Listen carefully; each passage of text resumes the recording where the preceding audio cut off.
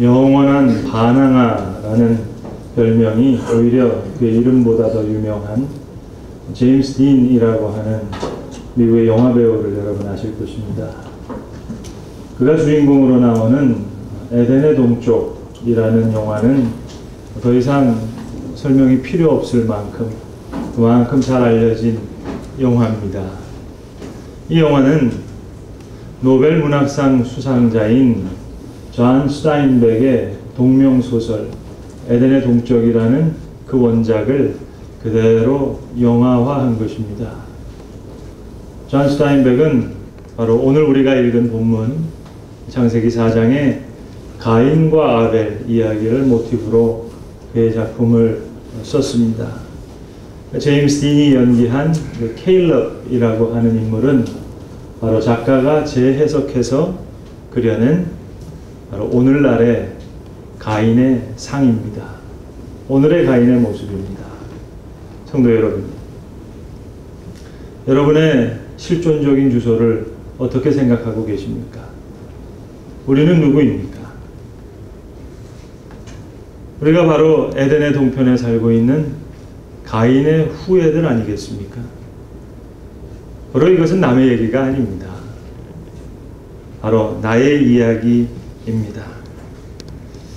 저는 설교자이기 때문에 저에게는 이 스타인백의 에덴의 동쪽이라는 작품이 바로 오늘 본문으로 삼은 하나의 방대한 설교로 저는 그렇게 이해하고 있습니다. 또 저에게는 적어도 그렇게 느껴집니다. 죄를 짊어지고 살아가는 선악간의 많은 인간의 군상들, 또 그 애증의 관계에서 이렇게 살아가는 그 모습들을 어쩜 이렇게 농도 깊게 짙게 잘 그려낼 수 있을까 놀라울 뿐입니다. 그리고 스타인백은 이 작품을 통해서 아주 진지하게 인간의 구원의 가능성을 우리에게 묻고 있는 것입니다. 특별히 소설 전반부에 보시면 오늘 본문 이 4장 특별히 7절 한 절 말씀을 놓고 등장인물들이 아주 길게 이야기를 나누는 그런 장면이 나옵니다. 물론 영화는 부분을 보여줄 수밖에 없으니까 그 장면을 잘 드러내지 못합니다만은 원작에 보시면 아주 길게 이 한 절에 대한 해석을 하는 장면이 있습니다.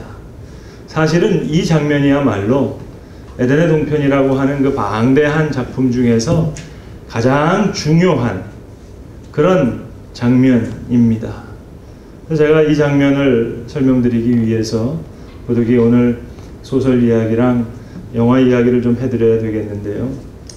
오늘은 하여튼 무지 바쁜 날입니다. 이 큰 장편 소설도 다 알려드려야 되고 여러분한테 영화 한 편도 다 보여드려야 되니까 말입니다. 캘리포니아주의 설리너스 계곡으로 미국 동부에서부터 주인공의 가족이 오게 됩니다. 아담 트레스크라고 하는 가족인데 이거 작가가 아주 의도적으로 주인공의 이름을 아담이라고 지은 겁니다. 설리너스 밸리에 와서 그 땅 중에서 가장 비옥한 땅을 삼아서 마치 구약 성경에 나오는 아담이 에덴 동산에서 낙원을 꿈꾼 것처럼 이 아담도 설리너스 계곡에서 그런 꿈을 꾸게 됩니다. 그리고 사랑하는 한 여인을 만나게 됩니다. 이 아담 트레스크의 어머니는 너무너무 좋은 여성상이에요. 마치 하와이가 가지고 있는 모든 선한 것을 다 모아놓은 그런 여성상입니다. 그러니까 너무너무 좋아요. 사실 그 아버지는 별로 좋은 사람이 아니에요. 그런데 재혼한 이 새어머님은 너무 좋은 분입니다. 그런데 그가 결혼하는 아내는 마치 하와이의 가장 악한 부분들 모아놓은 그런 여성상입니다. 아주 외모가 출중해요. 아름다운 여인입니다. 그러나 그 속에는 아주 괴물과 같은 잔혹성이 감추어져 있어요. 그래서 결혼을 해서 지금 그 꿈에 부풀어 있는데 쌍둥이 두 아들을 낳고는 그 아들들 다 내쫓기고 권총으로 아담을 쏘고 아담은 크게 상처를 받습니다.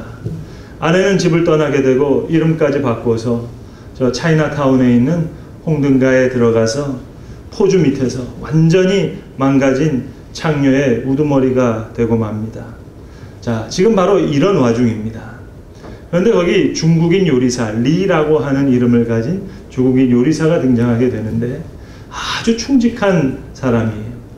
이 아담의 가족들을 잘 돌봅니다. 어린아이들 오랜 기간 동안에 잘 키워내는 충직한 사람으로, 가족은 아니지만 가족보다 아담을 더 사랑하는 그런 사람입니다. 이 아담도 청교도적인 신앙을 갖고 있는 사람이기 때문에 그 원작을 보시면 여러 군데에서 성경을 가지고 토론하는 내용이 많이 나와요. 특별히 선과 악에 대해서, 죄에 대해서 이렇게 이야기를 하는 장면이 많이 나오는데, 자, 여러분 한번 생각해 보세요. 지금 아담 트레스크는 아내의 죄와 악 때문에 큰 고통을 당하고 있습니다. 그리고 동시에 좋은 이런 선한 신앙인의 도움을 받으면서 살아가고 있어요. 그래서 이 이야기들을 많이 나누게 되는데, 아주 결정적인 장면에서, 결정적인 시간에 이 리라고 하는 중국인이 하는 이야기가 있습니다. 바로 이 창세기 4장 7절을 가지고 길게 이야기를 하는 내용인데, 그런 내용입니다. 자, 지금 동안 우리가 이야기를 할 때, 수년 동안 죄에 대해서, 선에 대해서, 악에 대해서 이야기할 때 창세기 4장 1절부터 16절에 가지고 이야기를 많이 했는데, 그래서 이 중국인 리가 작정하고 오랜 기간 동안에 말씀을 연구했다 하는 겁니다. 그러고 보니까 모든 문제가 어디서 귀결되는고 하니 이 7절, 너는 죄를 다스릴지니라, 이 말씀을 어떻게 번역하느냐에 따라서 모든 문제가 귀결된다는 걸 알았다는 거예요.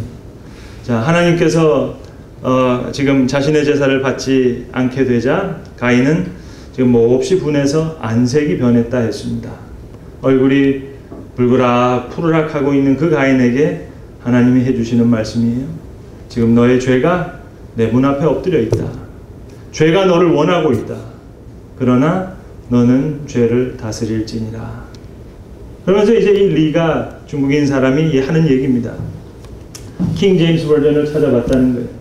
그랬더니 거기에는 이 말씀을 약속으로 번역했더라는 겁니다.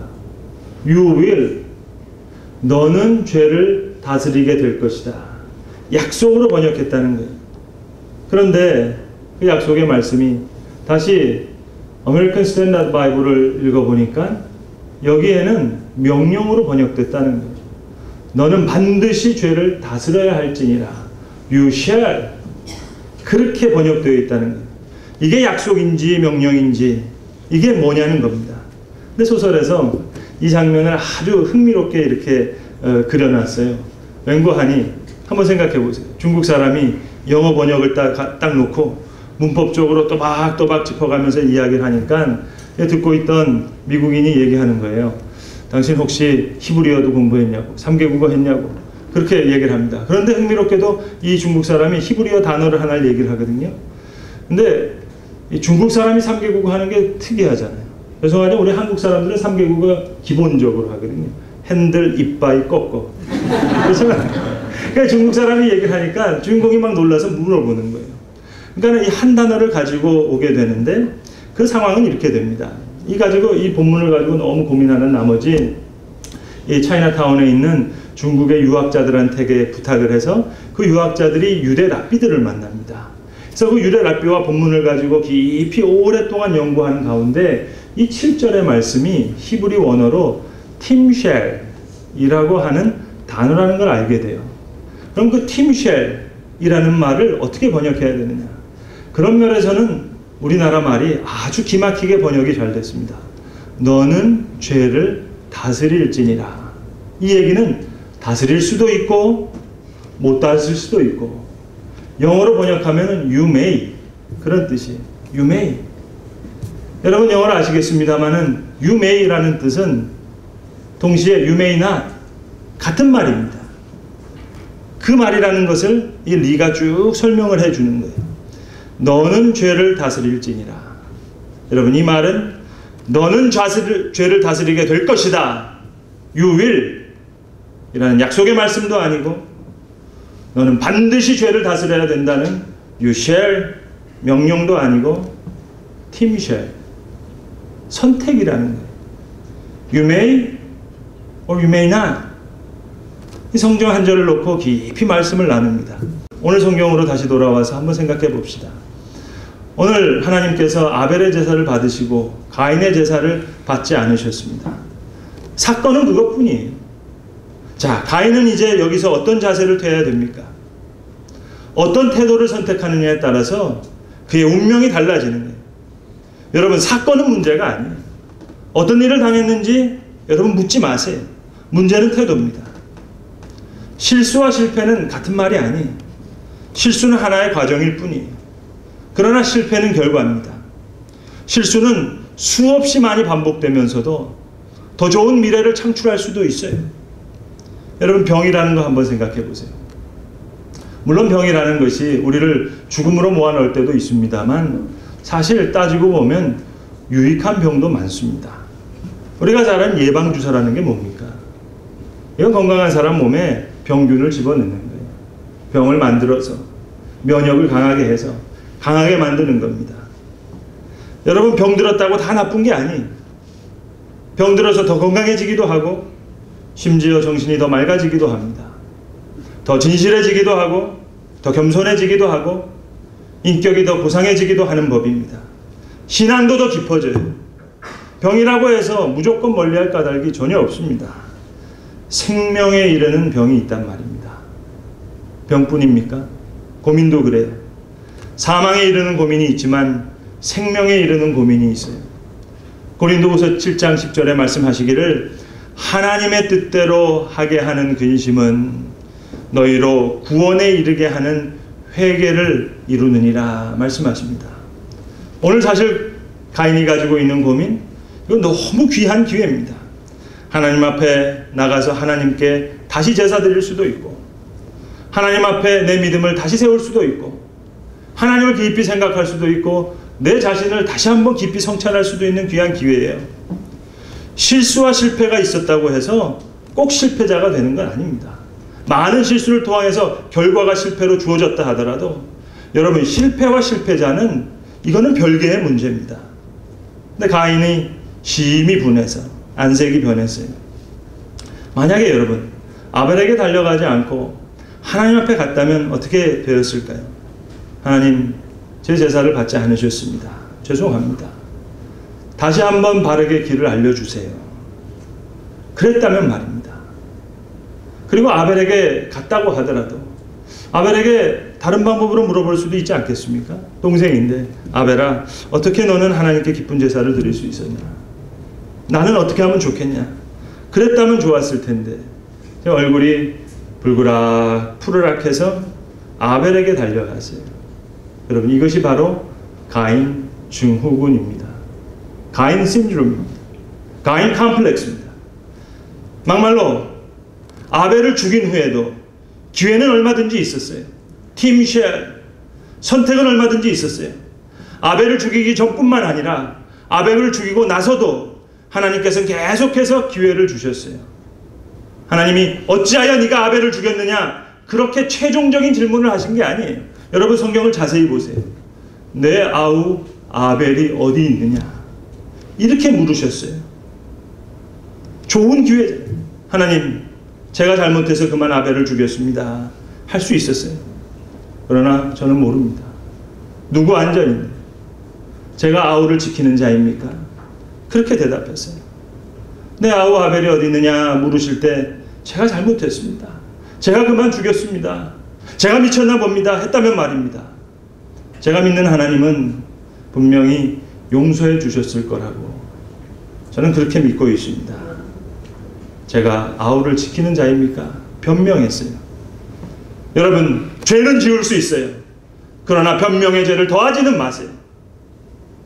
죄는 지을지언정 회개하는 기회를 놓쳐서는 아니 되는 것입니다. 그리고 하나님 다시 말씀하시죠. 내 아우의 피 소리를 내가 듣는다. 땅으로부터 그 아우의 피 소리가 내게 들렸느니라. 이 말씀 속에도 사실은 다시 기회를 주시고자 하는 하나님의 사랑이 아직도 여기에 있습니다. 이 말씀은 쫓아내는 소리가 아니에요. 불러들이시는 얘기예요. 다시 붙잡아 주시기 위해서 기회를 주세요. 내 아우의 핏소리를 내가 들었느니라. 그러나 가인은 여호와 앞을 떠나서 에덴 동편으로 갔습니다. 에덴의 동쪽으로 나아가고 말았습니다. 여러분, 그 에덴의 동쪽이라는 작품에도 다시 세월이 흐르고 또 세대가 바뀌어서 이 케일럽과 에론이라고 하는 이 두 아들이 자라납니다. 마치 성경에 나오는 가인과 아벨처럼 말입니다. 그런데 그 모습이 그렇게 다를 수가 없어요. 이 형제의 이름도 작가가 아주 의도적으로 지었습니다. 가인과 아벨, Cain and Abel, 그것과 비슷하게 Caleb and Aaron, CA, 그렇게 지은 거예요. 자, 그런데 그렇게 달라요. 이 제임스 딘이 연기했던 이 케일럽은 반항아적인 기질을 가지고 있지만 사실은 아버지의 사랑을 그토록 갈망하는 그런 모습입니다. 케일럽은 자기 안에 도사리고 있는 죄 때문에도 번민하고 고민하지만 사실 괴로워하는 것은 아버지의 사랑을 갈망하는 거예요. 그의 형제인 아론은 성경의 아벨처럼 아버지의 사랑을 잘 받고 자랍니다. 준수한 외모를 가졌어요. 원장에 보시면 스탠포드 대학을 다닙니다. 그리고 그 대학에 나오면 이제 목회자가 되려고 하는 정말로 양 같은 사람이에요. 그러니까 청교도적인 신앙을 가지고 있는 아버지가 이 아론 아들을 너무너무 사랑합니다. 그리고 이 아들을 너무 프라우드하게 생각하고 극진히 사랑하게 돼요. 이야기하다 보니까 영화 입장료도 안 받았는데 영화 얘기 지금 다 하게 생겼어요. 자, 이 와중에 아담 트레스크의 농장은 다 어려워집니다. 거의 망하기 일보 직전이 되는 거예요. 생의 보람과 기쁨을 다 잃어버리고 암담한 좌절 가운데 아버지는 그저 완전히 망가집니다. 헤어날 줄을 모릅니다. 그런데 아들 케일럽은 케일럽대로 차이나타운의 홍등가에 가장 추잡한 이 여인이 되었던 살아가는 자기 어머니의 비밀을 발견하고는 너무너무 괴로워합니다. 그런 와중에 차이나타운에 있는 홍등가에서 무슨 일이 생기냐면 그 아주 돈 많은 그 포악한 포주가 죽으면서 이 모든 돈을 이 케일럽의 어머니한테 다 주고 떠나게 됩니다. 그러니까 그야말로 이제 이 아담의 부인 그리고 케일럽의 어머니는 그야말로 가장 더럽고 사악한 돈 많은 여인이 되었어요. 그러니까 이 아들이 아버지의 사랑을 받아내기 위해서 비록 더럽고 추잡한 돈이지만 어머니로부터 그 돈을 얼마 얻어내서 그것을 종잣돈 삼아서 열심히 일해가지고 돈을 모읍니다. 그리고 아버지의 그 농장 자금으로 주기 위해서 아버지를 다시 한번 회복시키기 위해서 그렇게 열심히 돈을 모으고 그 돈을 선물로 준비하는 거예요. 추수감사절이 됐습니다. 그 아버지와 두 아들들 모든 식구들이 모여서 이제 식사를 하게 되는데 이 케일럽이라는 아들이 그 준비한 돈을 선물로 아버지한테 드리는 거예요. 15,000불 거금이었습니다. 그런데 아버지가 제임스 딘이 연기한 그 아들의 돈을 받질 않는 거예요. 아들은 울면서 아버지한테 꼭 좀 받아달라고 눈물을 흘리면서 애도하는데 청교도적인 아버지 아담은 내가 이런 돈 원했냐? 나는 네가 너 형제처럼 그렇게 바르게 사는 것 그게 내가 원하는 것인데 그 내가 이거 원하는 바가 아니다. 여기서 케일럽이 큰 사랑의 부재를 느낍니다. 사랑의 결핍을 느낍니다. 성도 여러분, 시기 질투라는 게 도대체 뭡니까? 그건 단순한 시기와 질투가 아니에요. 단순하게 바라볼 문제가 아닙니다. 깊이 들어가서 보시면 거기에 사랑의 부재가 있어요. 사랑의 결핍이 있어요. 어머니의 사랑을 받고 싶고 아버지의 사랑을 받고 싶은데 그 사랑이 이루어지지 않는 거예요. 여러분, 세상의 모든 싸움을 한번 보세요. 세상의 모든 싸움은 따지고 보면 다 사랑 싸움입니다. 사랑받고 싶어서 그러는 거예요. 여러분, 소유욕. 도대체 소유욕이라는 걸 여러분 뭐라고 생각하십니까? 이건 단순한 욕심이 아니에요. 소유욕도 깊이 따지고 보면 사랑받고자 하는 자기 정체감에 대한 자기 인정의 의지입니다. 사람이 돈을 그렇게 봐주는 것 같아서, 그리고 아무것도 없으면 괜히 짓밟혀지는 것 같아서, 소외감 받는 것 같아서, 그래서 소유하지 못할 때 소외되는 것 같거든요. 그래서 더 높아지려고 하고 더 많이 가지려고 하는 것입니다. 소유욕은 단순한 욕심이 아니라 사랑의 결핍이에요. 여러분, 사업이 망해서 물질을 다 잃어버릴 때 그 사람들 재산 잃어버렸기 때문에 괴로운 거 아니에요. 재산을 잃어버릴 때 자신의 사랑이 다 떠나는 것 같거든요. 그래서 괴로운 거예요. 물질과 함께 사랑도 다 잃어버리는 것 같아서 괴로운 거예요. 답답한 거예요. 단순한 물질의 문제가 아니에요. 욕심의 문제가 아니에요. 시기 질투라는 건 감정의 문제가 아니에요. 모든 것이 사랑의 부재, 사랑의 결핍이, 그것이 문제입니다. 가인도 하나님의 사랑을 느끼지 못한 거예요. 그것이 문제입니다. 고로 여러분, 어떤 어려움이 있고 어떤 일이 있더라도 하나님이 나를 사랑하신다. 마치 이 세상에 나 한 사람만 있는 것처럼 하나님이 나를 미치도록 사랑하신다. 그 믿음만 확실하면 이 세상에 아무런 문제가 될 것은 없습니다. 문제는 사랑이에요. 그래서 에덴의 동편에서 켈럽은 아론에게 어머니 이야기를 해주는 거예요. 완전히 망가진 창녀의 우두머리가 되어 있는 악의 화신이 된 어머니 존재를 알려주는 거예요. 여기서 아론이 충격을 받고 죽습니다. 충격을 받는 거예요.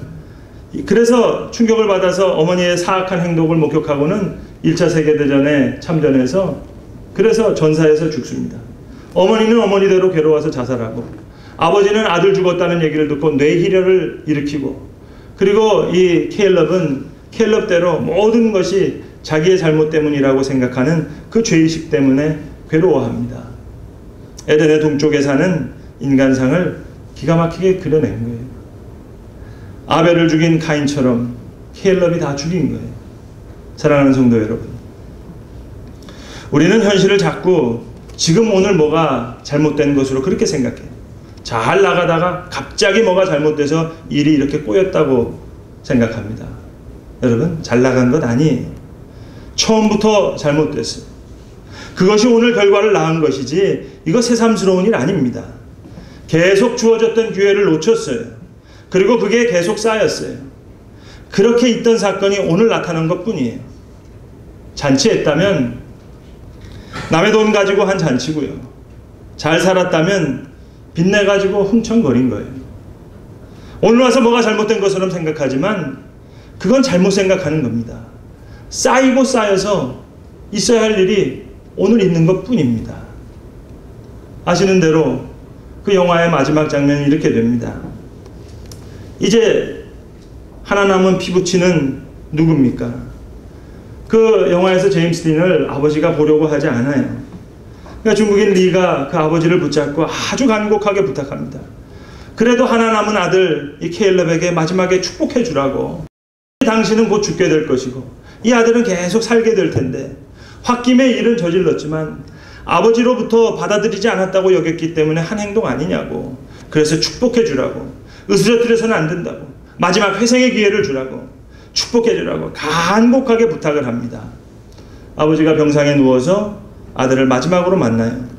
죽어가면서 아들을 만나서 이제 마지막으로 식은땀을 흘려가면서 안간힘을 다해 바로 그 제임스 딘이 연기한 켈럽 귀에다 대고 마지막 한마디를 남깁니다.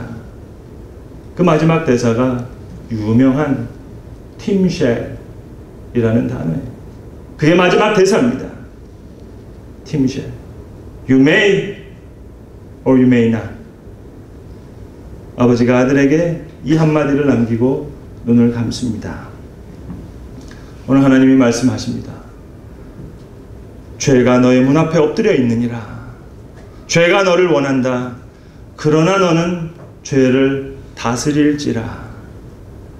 하나님은 오늘도 계속해서 기회를 주시기 위해 가인에 후회된 우리에게도 동일한 말씀으로 물으십니다. 내가 분하여 함은 어찌 됨이냐? 내 아우 아벨은 어디 있느냐? 계속해서 선택의 기회를 허락하시면 오늘 우리 주님은 우리에게도 다시 조용히 묻고 계시는 것입니다. 기도하겠습니다. 아버지 하나님, 우리를 사랑하실 때 끝까지 사랑하시는 아버지 하나님의 그 한이 없는 사랑을 인하여 감사합니다. 죄가 너희 문 앞에 엎드려 있다 하셨고 그 죄가 우리를 원한다 하셨는데 아버지 하나님 성령의 도우심으로 이 죄를 잘 다스려 나갈 수 있도록 주님 우리를 도우시옵소서. 다시 하나님 앞에 나가 바른 제사를 드리고 얽혀졌던 문제를 바로 세울 수 있는 아벨을 향해서 나아가는 자가 아닌 하나님 앞으로 다시 나아가 깨끗한 제사를 다시 올려드리는 그런 우리 모두가 되게 하시옵소서. 예수님의 이름으로 기도드립니다. 아멘.